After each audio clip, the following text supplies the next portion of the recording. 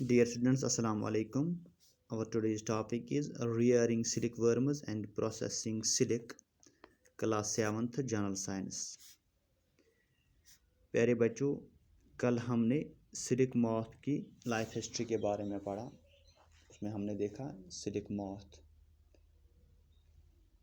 कैसे अपनी ज़िंदगी गुजारती है, कौन कौन से स्टेज से गुजरती है। प्यारे बच्चों, जो कोकून उसने तैयार किया उससे हम सिल्क ऑब्टेन कैसे करते हैं।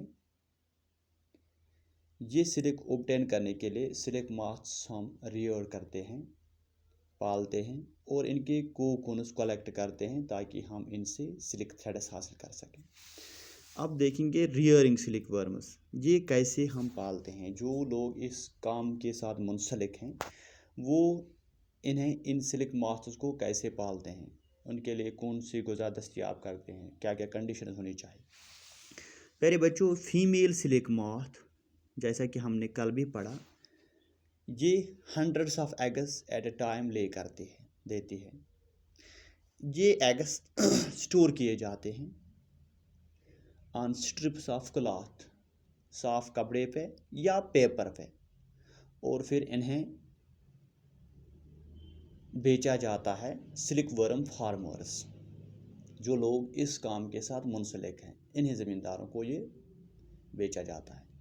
ये जो फार्मर्स होते हैं डियर स्टूडेंट्स, ये इन एग्स को अंडर हाइजीनिक कंडीशन और under suitable temperature and humidity keep करते हैं, रखते हैं इन अपनी जगहों में जहाँ पर ये काम करते हैं।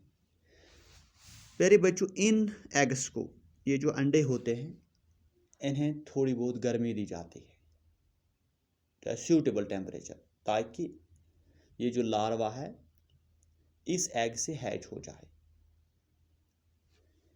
प्यारे बच्चों, ये तभी मुमकिन है, इन एग्स को तभी वार्म किया जाता है जब मलबरी लीव्स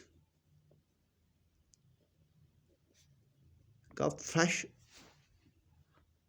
क्रॉप तैयार होता है, यानी कि this is done when mulberry leaves bear a fresh crop of leaves. जो लार्वी, जिन्हें हम कैटरपिलर्स या सिल्क वर्म्स कहते हैं, ये दिन रात खाते रहते हैं। दे ईट डे एंड नाइट, ताकि इनका साइज इनॉर्मसली बहुत ज़्यादा इंक्रीज होता है। प्यारे बच्चों, इस तरह से लार्वे ये क्लीन बाम्बू ट्रेज में रखे जाते हैं। इन बाम्बू ट्रेज में चॉपड मलबरी लीव्स रखे, कटे हुए चॉपड मलबरी लीव्स भी रखे जाते हैं।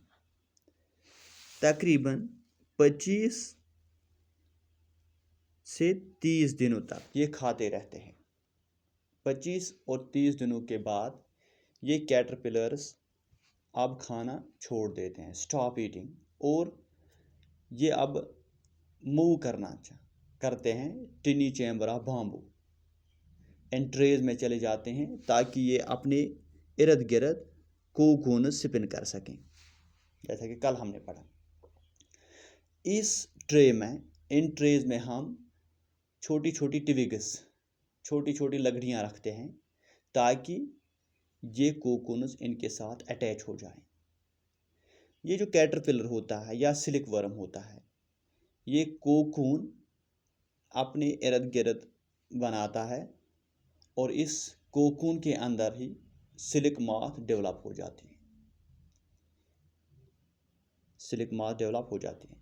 प्यारे बच्चों, अब जो कोकून हमारे पास आया है, इसी कोकून से हमें सिल्क हासिल करना है, इसी से हमें सिल्क थ्रेड हासिल करनी है।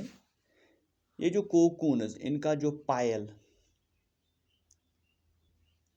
ऑफ कोकून्स हम इस्तेमाल करते हैं, इन्हीं से हम सिल्क फाइबर्स हासिल करते हैं, इन्हीं कोकून से। प्यारे बच्चों, ये कोकून्स हम रखते हैं धूप में, या इन्हें बॉयल किया जाता है, या इन्हें एक्सपोज किया जाता है स्टीम तरफ, ताकि जो अंदर होगा सिल्क वर्म, सिल्क मॉथ, वो अंदर ही अंदर मर जाती है, क्योंकि वरना वो कोकून को नुकसान पहुंचाते हैं। जो सिल्क फाइबर, जो ही हमने इस कोकून को सन में रखा, आफ्ताब लाइट में रखा, या बॉयल किया या स्टीम एक्सपोज किया, तो सिल्क फाइबर्स इससे अलग हो जाते हैं। Silk fibres get separated out of it. जब ये प्रोसेस जिससे हम कोकून से थ्रेड्स हासिल करते हैं फॉर यूज एज सिल्क, इसे हम रीलिंग ऑफ सिल्क कहते हैं। इसे हम रीलिंग ऑफ सिल्क कहते हैं। प्यारे बच्चों, वो process, the process of taking out threads from the cocoon for use as silk is called reeling the silk. ये रीलिंग हम मशीन से, स्पेशल मशीन से करते हैं। जो थ्रेड्स होती हैं या फाइबर्स ऑफ सिल्क होती हैं, इससे अनवाइंड करते हैं इन थ्रेड्स को फ्रॉम द कोकून, यानी कोकून से वो थ्रेड्स ऑफ सिल्क अलग करते हैं, फाइबर्स ऑफ सिल्क अलग करते हैं।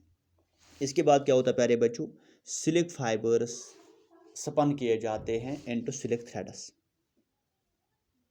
Silk fibres are then spun into silk threads. उसके बाद ये सिल्क क्लॉथ्स में तैयार किए जाते हैं बाय वीवर्स, जो लोग इस काम के साथ मुंसलिक हैं। इस तरह हमने प्यारे बच्चों देखा कि कैसे हम सिल्क वर्म से सिल्क हासिल करते हैं, उसकी ज़िंदगी किन किन स्टेजों से गुज़रती है, और कैसे हम इन कोकून से सिल्क हासिल करते हैं। Different special machines are used for reeling the silk. प्यारे बच्चों, इस तरह ये चैप्टर हमारा मुकम्मल हुआ। उम्मीद है कि आपको ये समझ आया होगा। बाकी वसल्लम।